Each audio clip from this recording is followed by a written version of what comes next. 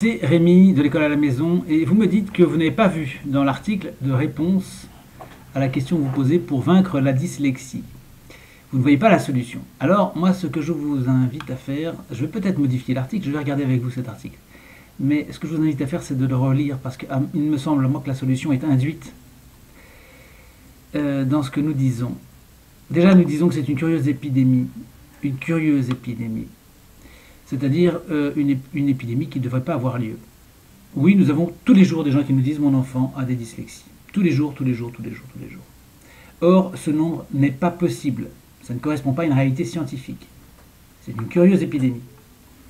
Alors, évidemment, les gens ont besoin d'être écoutés parce que on leur dit souvent que leur enfant n'a rien du tout, que tout va bien. Et en fait, le diagnostic de dyslexie, c'est une sorte de secours, si vous voulez, qui leur vient, parce qu'ils se disent, bon, bah, c'est pas moi, je suis pas débile, et puis mon enfant non plus. En fait, simplement, il souffre d'un mal. Et comme j'obtiens ce diagnostic envers et contre tous, eh bien, je m'y accroche à ce diagnostic, j'en ai besoin. Simplement, nous, ce que nous disons, et nous disons bien dans l'article, c'est qu'au lieu de dire de tenir compte que de l'enfant, en faisant toutes sortes d'analyses sur son dos, nous retournons le doigt qui est pointé vers lui, et nous le tournons vers l'école. Comment se fait-il qu'il y ait autant d'enfants qui souffrent de dyslexie, c'est-à-dire 20-30%, certaines fois nous avons vu 50% d'enfants dyslexiques dans une classe, c'est strictement impossible. Donc nous retournons l'accusation contre l'école et nous disons, mais est-ce que vous croyez, vous parents, que cette école a fait tout ce qu'il fallait pour que ces enfants aient acquis les savoirs et les maîtrises qu'on exige avant de faire ce diagnostic? Et nous disons non. Nous démontrons que l'école en aucun cas n'a été à la mesure de sa responsabilité.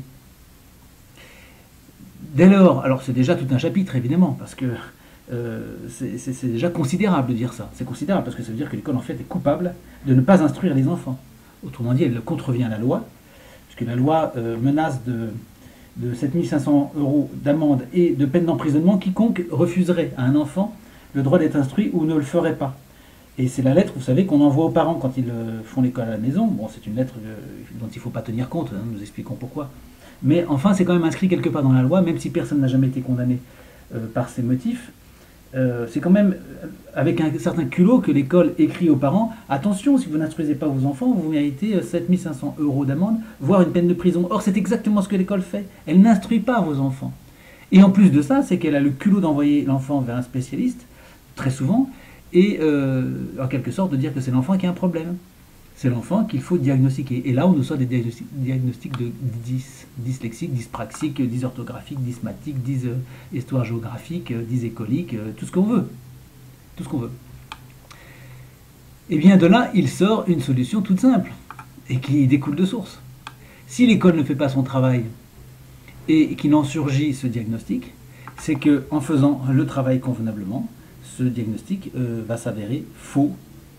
Il n'aura aucune raison d'être. L'enfant n'aura plus de dyslexie dès lors qu'on va lui donner de bonnes pratiques. C'est aussi simple que ça. C'est ce que nous expliquons dans cet article. Si moi je vous demande de faire du violon devant moi et de m'interpréter le vol du bourdon, vous n'allez probablement pas y arriver, moi non plus j'y arrive pas à le faire. Ben, je serais quand même assez culotté de vous dire, bah oui madame c'est normal, vous n'y arrivez pas parce que vous êtes dyspraxique. Mais vous seriez furieuse. Vous diriez, mais moi je n'ai jamais appris le violon, comment voulez-vous que je le fasse? Mais c'est exactement ce que fait l'école, puisqu'elle n'enseigne pas les enfants. Elle ne fait plus de dictée, plus de poésie, plus de rédaction, plus rien. Plus rien. En histoire, c'est complètement saccagé. En mathématiques, il n'y a plus aucune logique ni aucune raison. Il n'y a plus de rationalité dans les calculs, etc. Autrement dit, l'enfant ne pratiquant pas, comment voulez-vous qu'il y arrive? Et puisqu'il n'y arrive pas, comment ose-t-on lui coller un diagnostic? Voilà. Et ça, c'est la mode. C'est une mode psychiatrique, en fait. On a tendance à dire d'un enfant, cette image est excellente, hein, tout ce qui gêne chez l'enfant, tout ce qui gêne l'adulte chez l'enfant, devient un diagnostic, un trouble. Et ça, c'est 99% des cas. On dit qu'un enfant est TDAH parce qu'il rêve en classe. On dit qu'il est bipolaire parce que simplement il est énervé ou n'est pas content ou fait des bêtises. Voilà. Etc. Bon. Alors, je poursuis avec cet article et qui explique que le cerveau a une qualité fondamentale qui est absolument remarquable, qui est la qualité plastique, c'est-à-dire l'évolution du cerveau en fonction des sollicitations. C'est absolument central parce que la solution, elle vient de là. On croit que l'enfant est dyslexique à vie. On croit que le diagnostic est parfois valable à vie. C'est absolument faux, c'est totalement faux. Vous avez la démonstration de très nombreux et excellents livres que ces diagnostics touchant le cerveau ne peuvent pas être définitifs, du fait même que le cerveau est le reflet de sollicitation. Il ne le sera que si on ne fait rien. Et c'est ce qui se passe avec les enfants dyslexiques à l'école. Jusqu'à leurs 18 ans, ils suivent une école qui est de mauvaise qualité, un programme de grande médiocrité. Et donc, effectivement, ils font des études très passables et puis ils finissent sur le banc des chômeurs, en passant par l'université. Voilà, donc c'est l'usine bien rodée à gaspillage et à ratage de vie, avec souvent des enfants qui, au démarrage, sont plein de potentiel. Bon, eh bien, il ne faut pas se poser de questions. Pourquoi est-ce que vous avez 100% des dyslexiques, des diagnostics de ce genre, enfin dyslexiques, dyspraxiques, etc., qui sortent de l'école et 0% de l'école à la maison? Comment ça se fait? Mais c'est tout simplement que le problème se situe à l'école et qu'il faut donc changer de méthode. Donc la première des solutions, c'est de ne plus mettre son enfant à l'école. Quand vous avez ce diagnostic-là, c'est que votre enfant a été dans une mauvaise école avec des profs incompétents. Les profs sont incompétents. Et vous êtes vous, maman, en tant que mère de votre enfant, qui aimait votre enfant, vous avez déjà plus de compétences que ces profs-là qui n'ont reçu aucune formation, car il n'y a aucune formation de prof aujourd'hui, il faut le savoir. Ne serait-ce qu'en aimant votre enfant, vous allez lui donner davantage qu'un prof qui ne sait rien et qui n'aime pas votre enfant. Et nous disons souvent que les parents qui étaient analphabètes au XVIIIe siècle, par exemple, et qui élevaient des petits bergers, ben, ils avaient des enfants qui faisaient d'excellents adultes, qui pouvaient parfaitement apprendre à écrire et à compter à partir de 30 ans. Ce n'était pas un problème, ça s'est vu très souvent. Mais au moins, ces enfants étaient équilibrés, avaient bon cœur, et ils n'étaient pas accablés d'un diagnostic qu'ils allaient traîner toute leur vie, et dont ils se sentiraient coupables. Car vous savez aussi, et c'est ce que nous disons également dans cet article, c'est qu'à force de voir des spécialistes, l'enfant finit par se convaincre, il s'auto-convainc. Et de là, il développe de nouveaux syndromes. Ce qui est extrêmement embêtant, parce que ceux-là, ils deviennent vraiment réels. D'une fiction de départ, disant que l'enfant est malade, on en arrive à une réalité, l'enfant devient véritablement malade, à cause de ce qu'il encaisse. On l'habitue à l'idée qu'il a un problème. Voilà.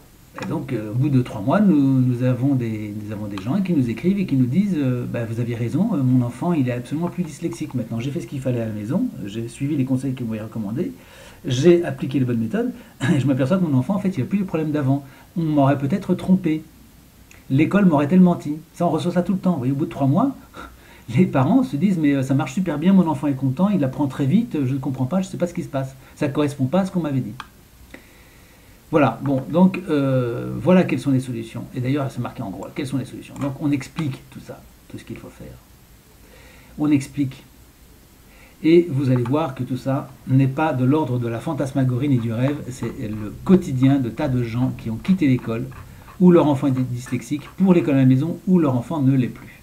Ça n'est pas une fatalité, et ça n'est pas un diagnostic sérieux. Ça n'est pas sérieux. Les gens qui viennent avec des diagnostics de dyslexie ne nous présentent pas des IRM, ils n'ont pas été voir de grands neuropédiatres, ils sont allés voir des médecins plus ou moins spécialistes, ils ont fait un scanner à la MDPH ou je ne sais pas où, très mal interprété, et ils reviennent avec la certitude qu'il y a une dyslexie là où il n'y en a pas.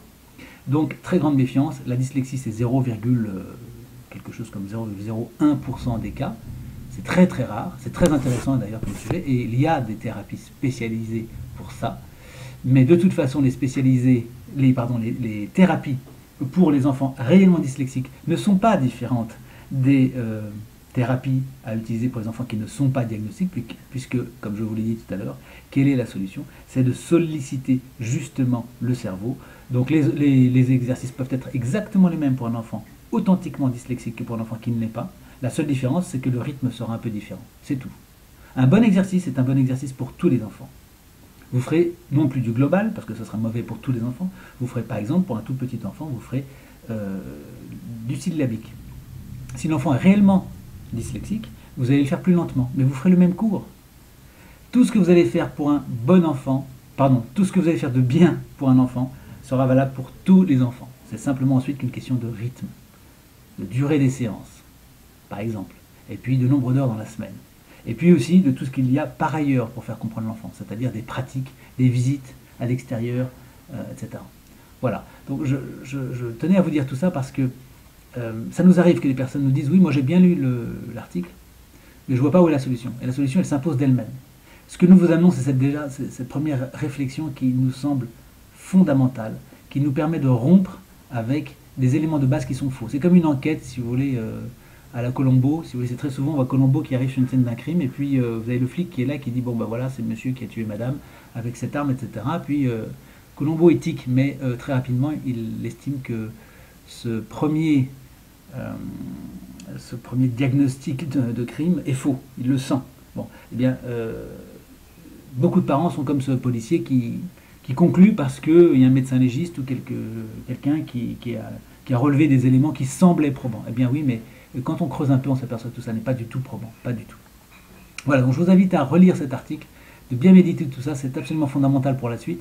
Une fois que vous aurez intégré tout ça et que vous aurez admis la possibilité qu'il y a des choses à faire à votre hauteur, eh bien, vous allez voir que les choses vont s'accélérer et s'arranger beaucoup plus rapidement qu'on l'imagine.